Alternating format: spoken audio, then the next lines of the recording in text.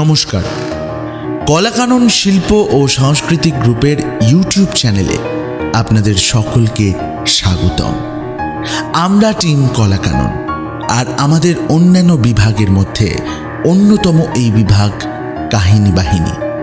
রহস্য, রোমাঞ্চ, প্রেম, কৌতুক এবং ভয়ের সাথে জুড়ে থাকুন আমাদের এই কাহিনী বাহিনী সিরিজের সাথে।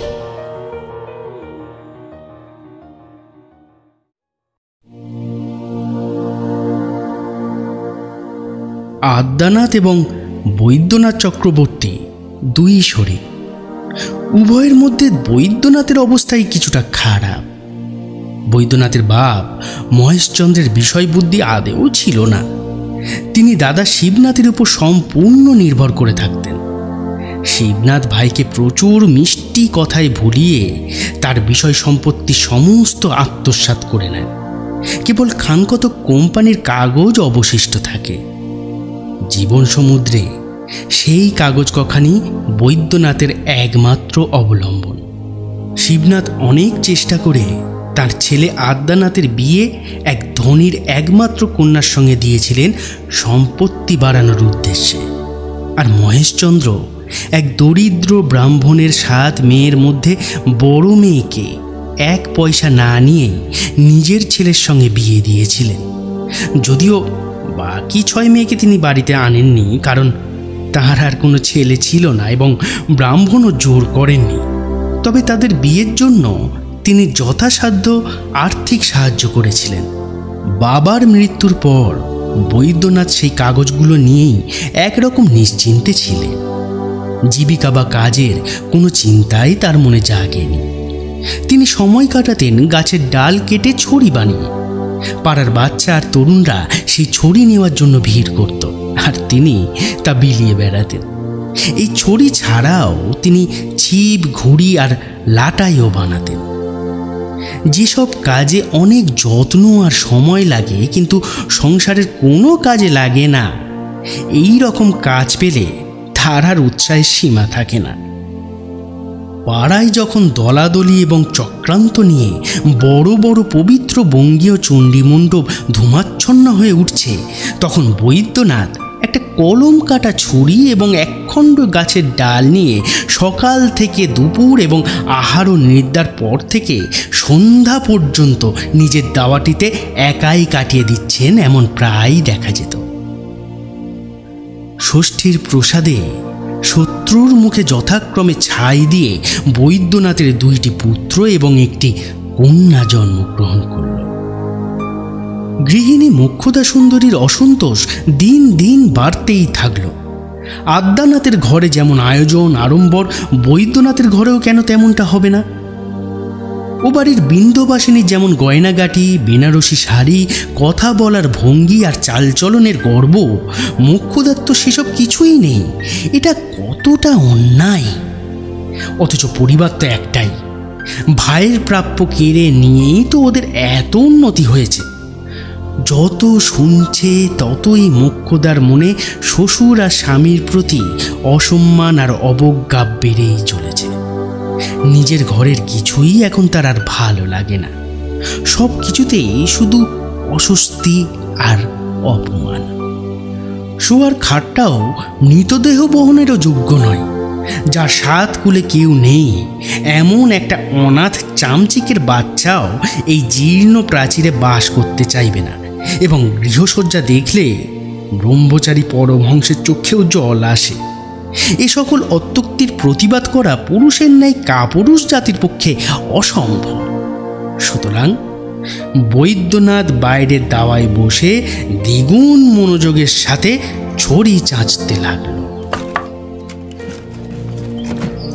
কিন্তু চুপ থাকলেই যে সব বিপদ থেকে রেহাই মেলে তা নয়। কোনো দিন মোক্ষদা স্বামীর কাজের মধ্যে বাধা দিয়ে তাকে ঘরের ভেতরে ডেকে নিতেন। তারপর গম্ভীরভাবে অন্যদিকে তাকিয়ে বলতেন, গোয়ালা থেকে দুধ নেওয়া বন্ধ করে দাও। বৈদ্যনাথ কিছুক্ষণ চুপ থেকে বিনয়ের সাথে বলতেন, আরে দুধ বন্ধ করলে চলবে? ছেলেরা খাবে কি? গৃহিণী তখন বলতেন, আমার মাথা। আবার কোনোদিন উল্টো ব্যবহার করতেন, বৈদ্যনাথকে ডেকে বলতেন, ওসব আমি কিছু জানি না, যা করার তুমি করো।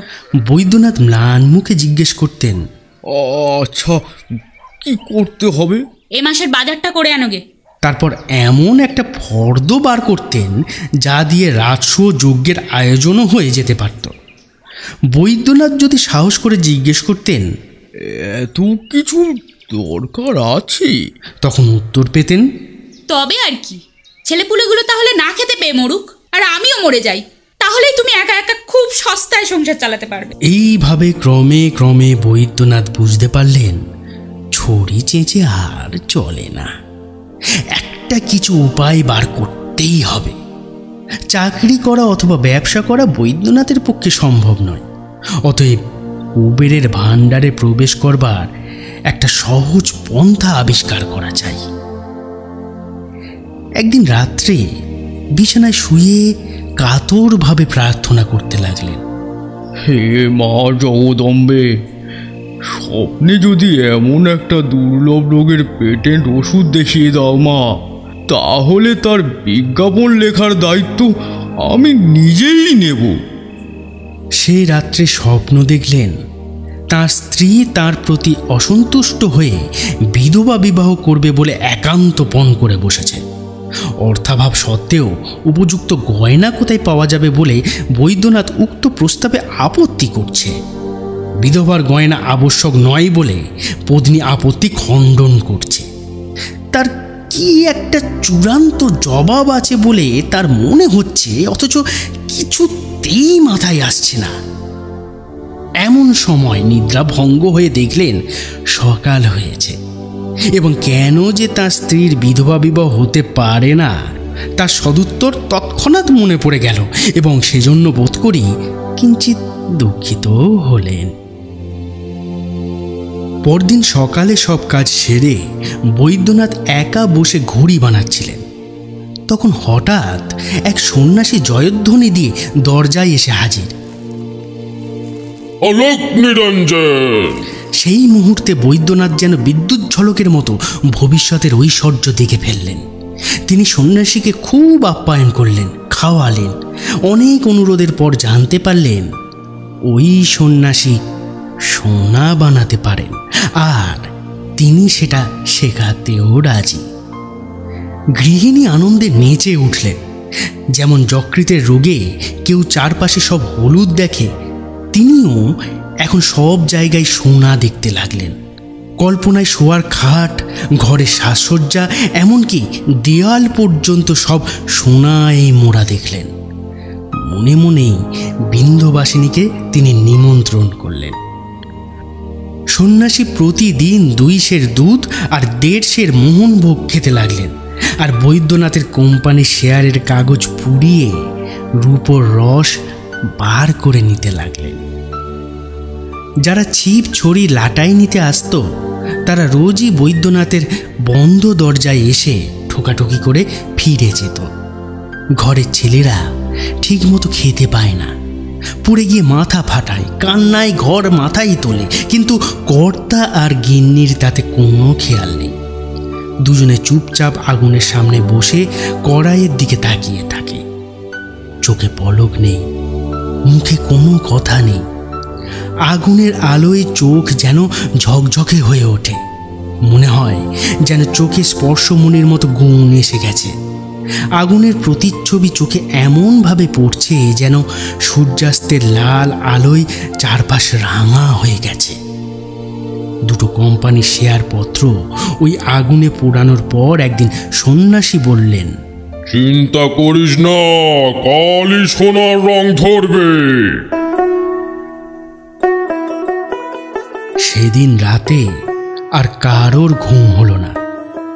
স্বামী স্ত্রী মিলে সুবর্ণপুরী বানাতে শুরু করলেন। মাঝে মাঝে দুজনের মধ্যে মতের অমিল আর তর্কও হচ্ছিল, কিন্তু আনন্দে এতটা ভেসে গিয়েছিলেন যে সেটা মিটে যেতে দেরি হয়নি। একে অপরের জন্য নিজের মত একটু একটু করে ছাড় দিতেও তারা একটুও দ্বিধা করেননি। সেদিন রাতে তাদের দাম্পত্য একাত্মতা যেন চূড়ান্ত পর্যায়ে পৌঁছেছিল। পরদিন আর সেই সন্ন্যাসীর দেখা পাওয়া গেল না। চারপাশ থেকে যেন সোনালি আলো মুছে গিয়ে সূর্যের আলো ম্লান হয়ে অন্ধকার লাগছিল। তারপর থেকেই ঘরের খাট, সাজসজ্জা আর দেওয়ালগুলো আগের চেয়ে 4 গুণ বেশি ভাঙাচোরা আর গরিব মনে হতে লাগলো। এরপর থেকে ঘরের কাজে বৈদ্যনাথ কিছু বলতে গেলেই স্ত্রী তীব্র অথচ মিষ্টি গলায় বলতেন, বুদ্ধির প্রমাণ তো ঢের দিয়েছো, এখন কিছুদিন চুপটি করে থাকো। বৈদ্যনাথ চুপ করে যেতেন। মোক্ষদা এমন একটা ঔদার্যের ভাব ধরে রেখেছিলেন যেন এই সোনার মরীচিকায় তিনি এক মুহূর্তের জন্যও বিশ্বাস রাখেননি। অপরাধী বৈদ্যনাথ স্ত্রীকে খুশি করার জন্য অনেক রকম উপায় ভাবতে লাগলেন। একদিন একটা চতুষ্কোণ মোড়কে কিছু গোপন উপহার নিয়ে স্ত্রীর সামনে গিয়ে হেসে খুব কৌশলে মাথা নেড়ে বললেন, বলো তো দেখি কি এনেছি। স্ত্রী কৌতূহল চেপে রেখে উদাসভাবে বললেন, কি করে বলবো বলো, আমি তো আর অন্তর্যামী নই। বৈদ্যনাথ বিনা কারণে সময় নষ্ট করে আগে ধীরে ধীরে দড়ির গাঁট খুললেন, তারপর কাগজের ধুলো ফুঁ দিয়ে ঝাড়লেন, তারপর খুব যত্ন করে একটা ভাঁজ খুলে আর্ট স্টুডিওয় রং করা 10 মহাবিদ্যার ছবি বের করে আলোয় ধরে স্ত্রীর সামনে রাখলেন। দেখো। আর স্ত্রীর সঙ্গে সঙ্গে মনে পড়ে গেল বিন্ধ্যবাসিনীর ঘরের বিলেতি তেলের ছবি। অত্যন্ত অবজ্ঞা ভরে বললেন, মরে যাই, এটা তোমার বৈঠকখানায় রেখে তুমি বসে বসে দেখো, আমার এসব নিয়ে কিছু করার নেই। বিমর্ষ বৈদ্যনাথ বুঝলেন অন্যান্য অনেক ক্ষমতার সাথে স্ত্রীলোকের মন জোগাবার দুরূহ ক্ষমতা থেকেও বিধাতা তাকে বঞ্চিত করেছেন। এদিকে দেশে যত জ্যোতিষী আছে মোক্ষদা সকলকেই হাত দেখাতে লাগলেন, কোষ্ঠী দেখালেন। সকলেই বলল তিনি সদবাবস্থায় মরবেন, কিন্তু সেই পরমানন্দময় পরিণামের জন্য তিনি একান্ত ব্যগ্র ছিলেন না। অতএব এতেও তার কৌতূহল মিটল না। শুনলেন তার সন্তান ভাগ্য ভালো, পুত্রকন্যায় তার গৃহ অবিলম্বে পরিপূর্ণ হয়ে উঠবার সম্ভাবনা আছে। শুনে তিনি বিশেষ প্রফুল্লতা প্রকাশ করলেন না। অবশেষে একজন গণনা করে বললেন, বৎসর খানেকের মধ্যে যদি বৈদ্যনাথ দৈবধনপ্রাপ্ত না হন তাহলে গণক তার পুঁজি পুঁথি সমস্ত পুড়িয়ে ফেলবেন। গণকের এইরূপ নিদারুণ পণ শুনে মোক্ষদার মনে আর তিলমাত্র অবিশ্বাসের কারণ রইল না। গণক তো অনেক টাকা নিয়ে চলে গেলেন, কিন্তু বৈদ্যনাথের জীবন হয়ে উঠল অসহনীয়। টাকা রোজগারের সাধারণ কিছু পথ আছে, যেমন চাষাবাদ, চাকরি, ব্যবসা, চুরি বা প্রতারণা, কিন্তু দৈবধন রোজগারে কোনো নির্দিষ্ট উপায় নেই। তাই মোক্ষদা যতই উৎসাহ বা বকাবকি করুক না কেন, বৈদ্যনাথ কোনো দিকেই পথ খুঁজে পান না। কোথায় খুঁড়বেন, কোন পুকুরে ডুবুরি নামাবেন, বাড়ির কোন দেওয়াল ভাঙবেন, এসব ভেবে কিছুই ঠিক করতে পারেন না। মোক্ষদা বিরক্ত হয়ে স্বামীকে জানালেন, পুরুষদের মাথায় মগজের বদলে এতটা গোবর থাকতে পারে এটা তার আগে জানা ছিল না। বললেন, একটু নড়াচড়া করো, শুধু মুখ হাঁ করে বসে থাকলে কি আকাশ থেকে টাকা ঝরবে? কথাটা একদম ঠিক, আর বৈদ্যনাথের মনেও সেই ইচ্ছেই। কিন্তু কোন দিকে যাবেন, কি ধরে এগোবেন তা যে কেউই বলে দেয় না। তাই দাওয়ায় বসে আবার ছড়ি চাঁচতে লাগলেন বৈদ্যনাথ। এদিকে আশ্বিন মাসে দুর্গোৎসব ঘনিয়ে এলো। চতুর্থীর দিন থেকেই ঘাটে ঘাটে নৌকা এসে ভিড়তে লাগলো। প্রবাসীরা দেশে ফিরতে শুরু করলো। ঝুড়িতে করে আনছে মানকচু, কুমড়ো, শুকনো নারকেল, টিনের বাক্সে করে ছেলেদের জন্য জুতো, ছাতা, কাপড়, আর প্রেয়সীর জন্য আনছে এসেন্স, সাবান, নতুন গল্পের বই আর সুগন্ধি নারকেল তেল। আকাশে মেঘ নেই, শরতের রোদ যেন উৎসবের হাসির মতো ছড়িয়ে পড়ছে চারিদিকে। ধান ক্ষেত কাঁপছে, গাছপালায় বর্ষার পর ধোয়া সবুজ পাতায় হালকা শীতের হাওয়া শিরশির করে বয়ে যাচ্ছে। তসরের চাইনিজ কোট গায়ে দিয়ে, কাঁধে পেঁচানো চাদর ঝুলিয়ে আর মাথায় ছাতা দিয়ে পথিকেরা মাঠের পথ ধরে বাড়ি ফিরছে। বৈদ্যনাথ বসে বসে এসব দেখছেন আর মনে মনে দীর্ঘশ্বাস ফেলছেন। নিজের নিরানন্দ বাড়ির সঙ্গে দেশের হাজার হাজার ঘরের মিলন উৎসবের তুলনা করে ভাবছেন, বিধাতা কেন আমাকে এমন অকর্মণ্ড করে বানালেন? ছেলেরা ভোরে উঠেই প্রতিমা নির্মাণ দেখার জন্য আদ্যানাথের বাড়ির উঠোনে গিয়ে হাজির হয়েছিল। খাবার সময় হয়ে এলেই দাসী তাদের জোর করে গ্রেপ্তার করে নিয়ে আসলো। তখন বৈদ্যনাথ বসে বসে এই বিশ্বব্যাপী উৎসবের মধ্যে নিজের জীবনের নিষ্ফলতা স্মরণ করছিলেন। দাসীর হাত থেকে ছেলে দুটোকে উদ্ধার করে কোলের কাছে ঘনিষ্ঠভাবে টেনে এনে বড়টিকে জিজ্ঞেস করলেন, বলতো বাবু, পুজো এবার কি চাই তোর? অবিনাশ সঙ্গে সঙ্গে বলল, একটা নৌকা দিও বাবা। ছোটটাও ভাবল দাদার থেকে সেও বা পিছিয়ে থাকবে কেন। সেও বলল, আমাকেও একটা নৌকা দিও বাবা। আচ্ছা আচ্ছা। বাপের মতোই ছেলে, একটা সুন্দর খেলনা পেলে আর কিছুই চায় না।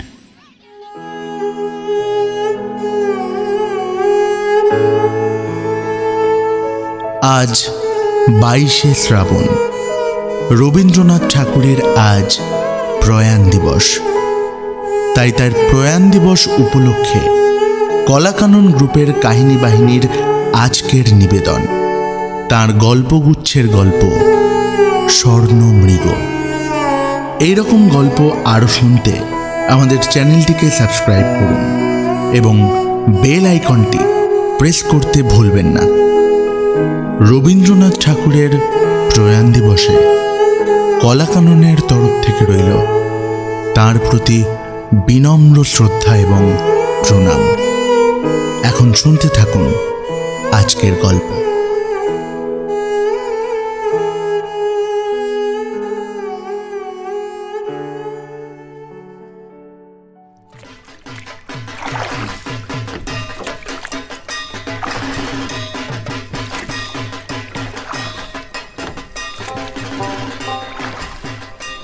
এদিকে এমন সময় পুজোর ছুটিতে কাশী থেকে মোক্ষদার এক খুড়ো বাড়ি ফিরে আসলেন। তিনি ব্যবসায় উকিল। মোক্ষদা কিছুদিন ঘন ঘন তার বাড়ি যাত্রা শুরু করলেন। অবশেষে একদিন স্বামীকে এসে বললেন, এই শোনো, তোমাকে কাশী যেতে হবে। বৈদ্যনাথ হঠাৎ ভাবলেন এই বুঝি তার মৃত্যুর সময় উপস্থিত। গণক নিশ্চয়ই কোষ্ঠী থেকে বুঝে ফেলেছেন আর মোক্ষদা তার সদ্গতি করার ব্যবস্থা করছেন। পরে শুনলেন একটা গুজব ছড়িয়েছে, কাশীতে একটা পুরনো বাড়ি আছে, সেখানে নাকি গুপ্তধন আছে। সেই বাড়িটা কিনে ধন খুঁজে বের করতে হবে। বৈদ্যনাথ বললেন, ওরে সর্বনাশ, আমি কাশী যেতে পারবো না বাবা।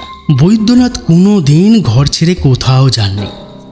গৃহস্থকে কি করে ঘর ছাড়া করতে হয় সেই বিষয়ে প্রাচীন শাস্ত্রকারেরা যাই লিখে থাকুন না কেন, স্ত্রী লোকের সে বিষয়ে স্বভাবজাত একটা অশিক্ষিত পটুত্ব থাকে। মোক্ষদা কেবল কথার ধোঁয়ায় ঘরকে অসহনীয় করে তুলতেন। তাতে বৈদ্যনাথ কেবল চোখের জল ফেলতেন, কিন্তু কাশী যাওয়ার সিদ্ধান্ত নিতেন না। 2-3 দিন কেটে গেল। বৈদ্যনাথ বসে বসে কাঠ কেটে কুঁদে জোড়া লাগিয়ে দুটো খেলনার নৌকা বানালেন। মাস্তুল বসালেন, কাপড় কেটে পাল তৈরি করলেন, লাল শালুর নিশানাও লাগালেন। হাল দাঁড়ও বসালেন, একটা পুতুল মাঝি জোগাড় করে বসালেন। খেলনায় যত্ন আর নিপুণতার ছাপ ছিল স্পষ্ট। এমন খেলনা দেখে উত্তেজিত না হয়ে থাকা কোনো শিশুর পক্ষে কঠিন। সপ্তমীর আগে রাতে যখন বৈদ্যনাথ ছেলেদের হাতে খেলনাগুলো তুলে দিলেন, তারা আনন্দে লাফিয়ে উঠল। শুধু যে নৌকার গড়ন সুন্দর তাই নয়, তাতে মাস্তুল আছে, পাল আছে, মাঝি বসে আছে। এসব দেখে তারা একেবারে বিস্মিত। ছেলেদের আনন্দ কলরবে আকৃষ্ট হয়ে মোক্ষদা এসে দরিদ্র পিতার পূজার উপহার দেখলেন। দেখে রেগে কেঁদে কপালে করাঘাত করে খেলনা দুটো কেড়ে জানলার বাইরে ছুঁড়ে ফেলে দিলেন। সোনার হার গেল, শাটিনের জামা গেল, জরির টুপি গেল। শেষে কিনা হতভাগ্য মানুষ 2 খেলনা দিয়ে নিজের ছেলেকে প্রতারণা করতে এসেছে। তাও আবার 2 পয়সা ব্যয় নেই, নিজের হাতে নির্মাণ। ছোট ছেলে তো ঊর্ধ্বশ্বাসে কাঁদতে লাগলো। বলে তাকে মোক্ষদা ঠাস করে একটা চড় কষিয়ে দিলেন। বড় ছেলেটি বাপের মুখের দিকে চেয়ে নিজের দুঃখ ভুলে গেল। উল্লাসের ভান মাত্র করে বলল, বাবা বাবা, আমি কাল সকালে গিয়ে কুড়িয়ে নিয়ে আসবো। এই ঘটনার পর বৈদ্যনাথ কাশী যেতে রাজি হলেন, কিন্তু টাকার জোগাড় কোথায়? মোক্ষদা নিজের গয়না বিক্রি করে টাকার বন্দোবস্ত করলেন। সেই গয়না ছিল বৈদ্যনাথের ঠাকুরমার সময়কার খাঁটি সোনা ভারী গয়না। এখন আর সেরকম পাওয়া যায় না। বৈদ্যনাথের মনে হচ্ছিল যেন তিনি মরতে যাচ্ছেন। ছেলেদের কোলে পিঠে নিয়ে আদর করে চোখের জল মুছতে মুছতে তিনি বাড়ি থেকে বের হলেন। তখন মোক্ষদাও কাঁদছিলেন। দুগ্গা দুগ্গা।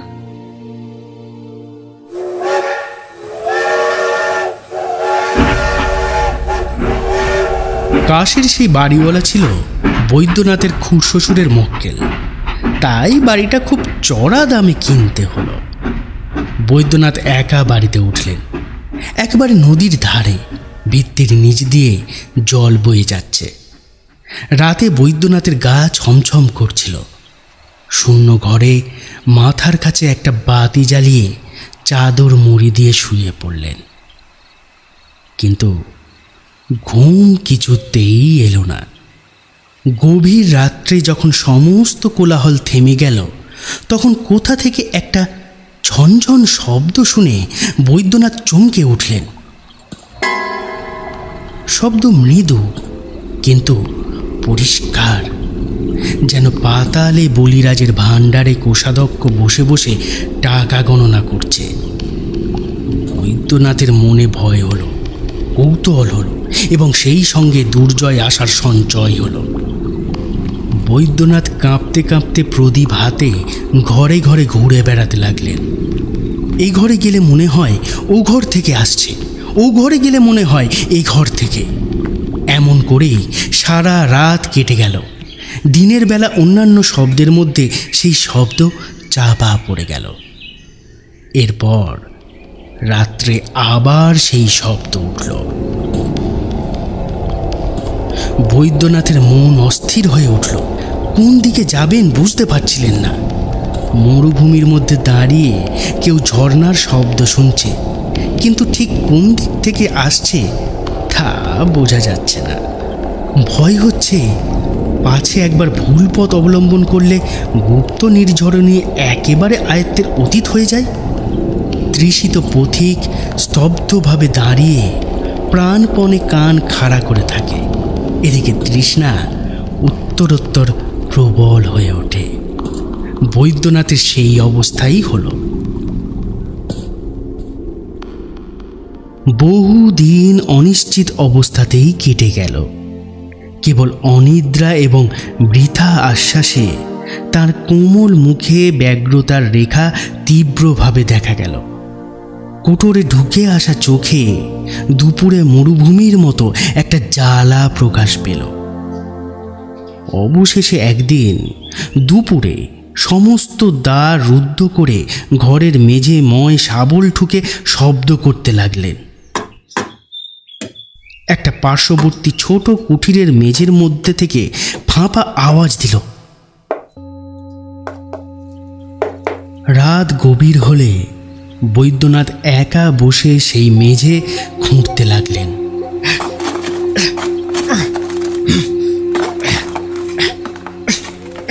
যখন প্রায় শেষ রাত্রি, ভোরের আলো ফুটতে শুরু করেছে, তখন তার খনন কার্য শেষ হল।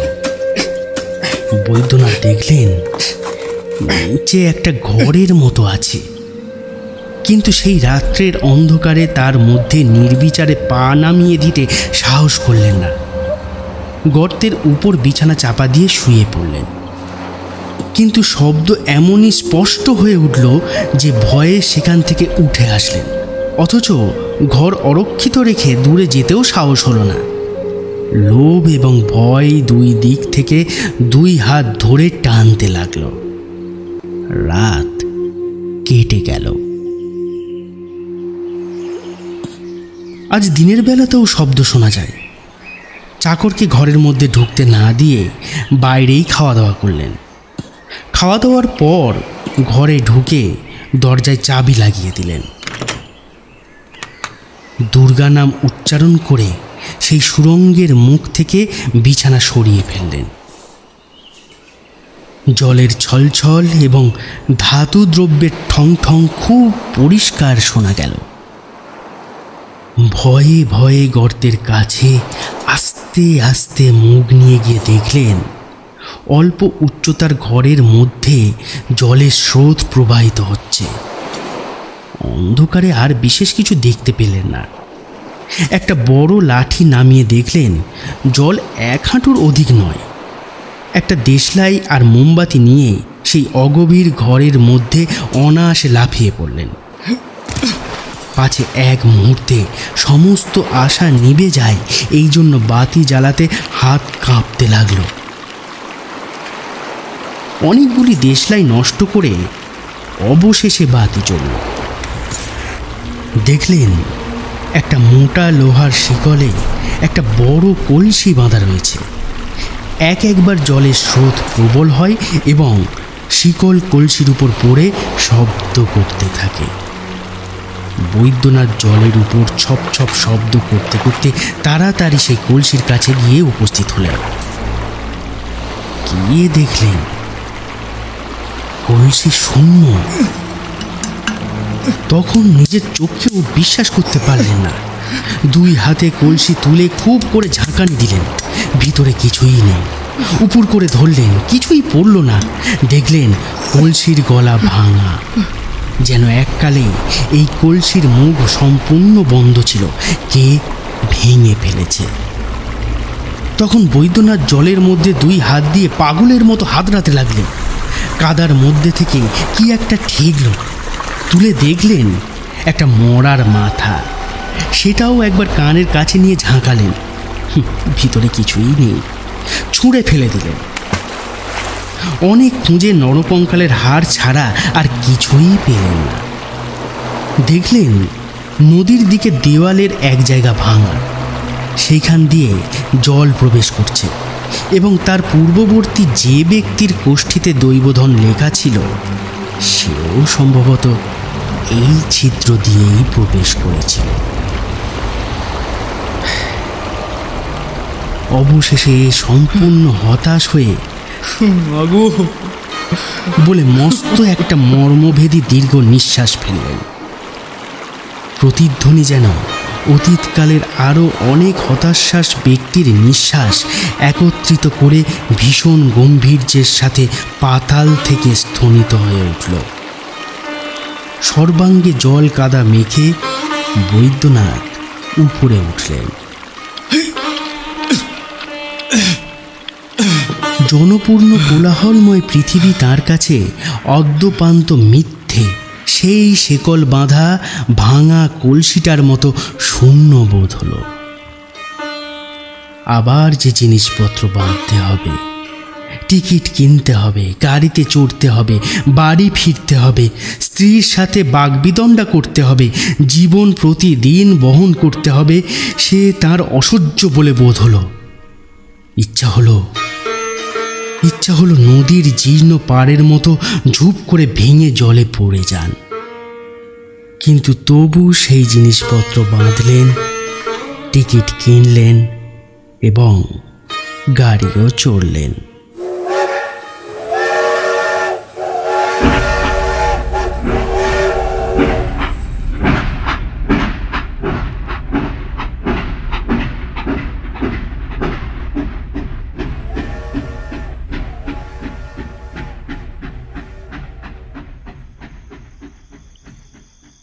এবং একদিন শীতের সন্ধ্যায় বাড়ির দরজায় গিয়ে উপস্থিত হলেন।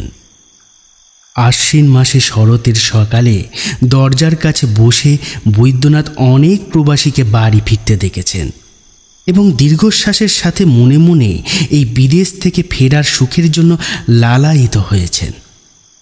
তখন আজকের সন্ধ্যা কল্পনারও অতীত ছিল। বাড়িতে ঢুকে তিনি উঠোনের একপাশে কাঠের চৌকিতে বোকার মতো চুপচাপ বসে রইলেন, ভিতরে গেলেন না।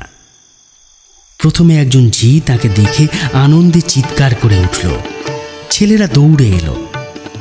গিন্নি তাকে ভিতরে ডেকে পাঠালেন।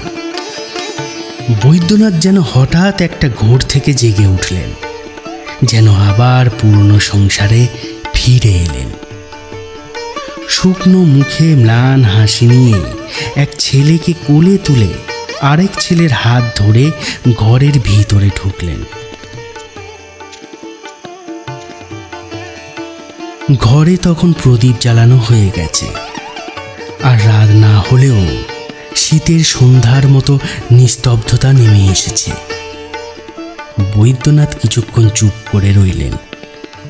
তারপর মৃদু স্বরে স্ত্রীকে জিজ্ঞেস করলেন, কেমন আছো? স্ত্রী কোনো উত্তর না দিয়ে পাল্টা জিজ্ঞেস করলেন, কি হলো? বৈদ্যনাথ কোনো কথা না বলে কপালে হাত দিয়ে চাপড় মারলেন।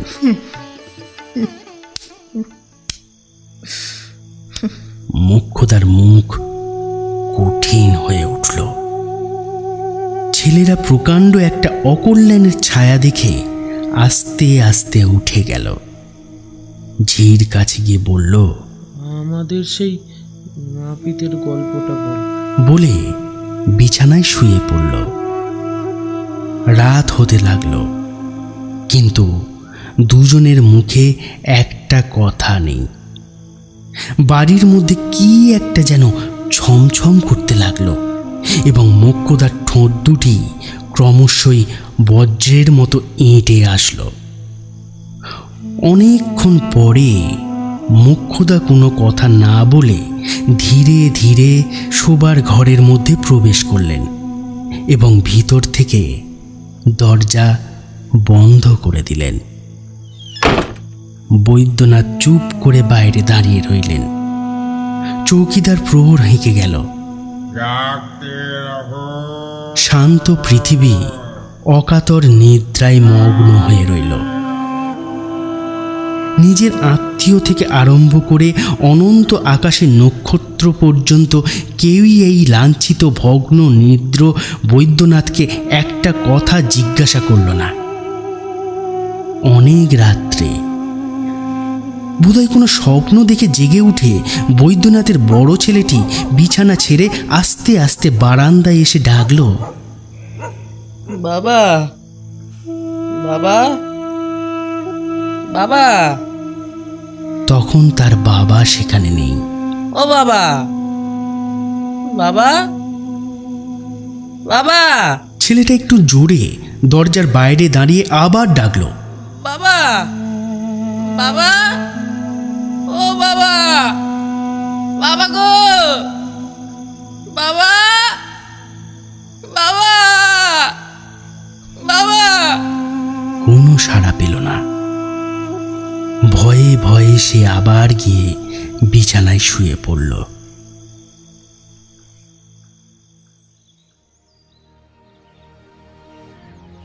আগের প্রতিদিনের অভ্যাস মতো সকালে ঝি তামাক সেজে বৈদ্যনাথকে খুঁজতে গেল, কিন্তু কোথাও তাকে দেখতে পেল না।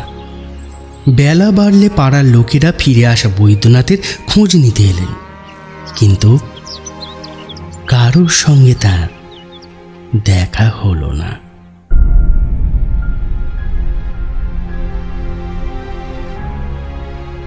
শুনছিলেন আজকের গল্প রবীন্দ্রনাথ ঠাকুর রচিত স্বর্ণমৃগ। গল্পের সূত্রধার আমি কৌশিক। গল্প পাঠে শুভদীপ বনু। বৈদ্যনাথ এবং তার ছোট ছেলের ভূমিকায় সৌম্যদীপ বনু। বৈদ্যনাথের বড় ছেলে এবং সন্ন্যাসীর ভূমিকায় জিৎ ঘোষ। মোক্ষদার চরিত্রে রিয়া সরকার। গল্পটি পরিচালনা এবং পোস্টার ডিজাইন করেছেন শুভদীপ বনু, সম্পাদনায় সৌম্য এবং জিৎ, এবং স্পেশাল এফেক্টসে পাপ্পু। আজকের নিবেদন আপনাদের কেমন লাগলো আমাদের জানাতে পারেন ইউটিউব কমেন্ট বক্সে।